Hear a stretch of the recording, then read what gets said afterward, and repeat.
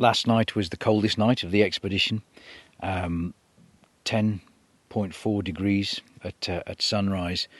And what a privilege last night's camp was. The strong winds of the previous 3 or 4 days had almost totally died, and we were able to enjoy the clearest of skies, no dust down towards the horizon, so stars touching the ground all around us, and the moon, I didn't see it rise at 4 o'clock at all. I must have been asleep, but it was just fantastic. So I'm not sleeping in a tent, I'm sleeping in a mat on the sand, and which means I can put my head on my pillow and see the stars every night. But the plan for today was to retrace our steps back north to rejoin the 1917 journey line of explorer Harry St John Philby. That meant really picking up our vehicle tracks. We did a quick session with the drone, trying to get the drone as high as we could. There was a lazy old breeze actually high up that the drone struggled against, but we managed to get some drone shots of the craters, because being so full of sand, the meteorite impact craters,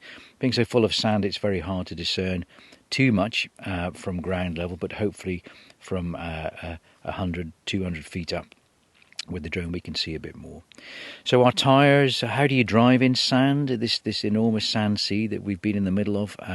You deflate your tyres to about 18 psi, and we have shovels at the ready, sand ladders at the ready, which we've only had to use once, tow ropes, if that doesn't work, snatch straps to jerk someone out of a stuck position. But everyone drove superbly well, and we didn't have really cause to use any of that equipment today. Just once we had to just turn back down a slope that wasn't quite, the sand was too soft to get up to the top of. So we're now at the end of day 9, the sun's setting to the west, and lovely rosy sky as always, and we're in a really good position to reconnect with that 1917 line tomorrow, which we hope to do about midday, and then we'll start walking once again in the footsteps of Harry St John Philby. One other thing though we did this morning before we left the meteorite crater was to take a photograph of a flag that we're carrying, and this flag is really important. It's the flag of an incredibly distinguished organisation. There are 3 geographical exploration organisations that we're connected to as part of this journey. One is, of course, the Royal Geographical Society in London, and that was Philby's second home. When he returned from the Middle East, armed with his field notes, he would go to the RGS, hand his notes over to the cartographers, who would lick their pencils and start filling in the gaps. And it was, of course, that society in 1920 that awarded Philby the Founders Medal with the approval of King George for his great explorations of 1917. Further north, you have the fantastic Royal Scottish Geographical Society, led so superbly by Mike Robinson, a small organisation that punches incredibly above its weight due to a strong network and an incredibly committed team of staff there at their headquarters in Perth.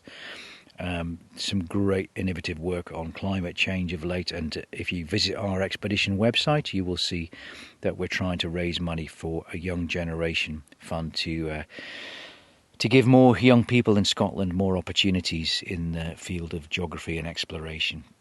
So do check that out. Philby was due to lecture twice to the Royal Scottish Geographical Society, but on both occasions sadly got called back to the Middle East to do work on behalf of the British government or Ibn Saud. But the flag we photographed this morning did not belong to either of those 2 organisations. It belongs to the Explorers Club of New York. And it was in 1930 that the Explorers Club stated that outside of Antarctica, it was the empty wastes of Central Arabia that presented the next great challenge. And that was Philby's, one area obviously of Philby's great attention. So we carry the flag of the Explorers Club with us, and we carry flag number 112. There are 222 flags displayed at the Explorers Clubhouse in New York, and not every expedition that goes out is able to carry that flag. It's not given to everyone. So we're very honoured to carry Flag 112. The first expedition this flag went on was in 1944. So that's about 78 years, if my maths is right. This flag we're carrying is about 78 years old. And to carry that flag, it's quite a laborious process of application online. It goes in front of a committee, and it's not awarded to everyone. And it says on the document that accompanies the flag when it's couriered to you before your expedition, it says the Explorers Club flag is a symbol of courage and fidelity. The award of the flag is a significant accomplishment. Since 1918, the flag has been carried to all of the Earth's continents, as well as under the sea and into the stars. To date, 850 explorers have carried the flag on over 1,450 expeditions.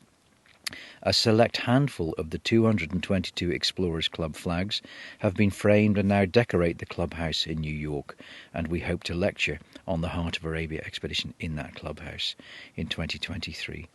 These include flags carried by people like Tor Heyerdahl on the Kon-Tiki expedition, Naomi Omura, the great polar explorer, and miniature flags. Even miniature flags were carried aboard Apollo 8 and Apollo 15. The flag we photographed this morning has been to Mexico on volcanic expeditions to Mexico. It's been to Tibet. It's been to Micronesia on diving expeditions. It's been searching for a lost plane. It's been in search of vanishing hill tribes in Laos. It's been to the North Dakota Badlands. It's been to Papua New Guinea. It's been to Vanuatu in the volcanoes. It's been to Madagascar underground in the limestone caves of Madagascar. It's been to Micronesia. It's been to the Galapagos. And now it is with us here in the central deserts of Arabia. So we're very proud to carry that flag. It's not awarded to everyone. It's an honour. And it's also a responsibility. The standards set by the Explorers Club are extremely high. The most important requirement being that the expedition is true exploration and not personal adventure. It's an enduring symbol of the club. The club is a fantastic building. It's a fantastic organisation that has groups called chapters all around the world, and the flag expeditions further the club's purposes to broaden man's knowledge of all phases of the universe. And at the end of this expedition, we have to produce a report that goes to the Explorers Club, and that report will help further disseminate the new knowledge that we gather, part of the science work that we do. And it's that acquiring of new knowledge that really would have resonated well with Philby.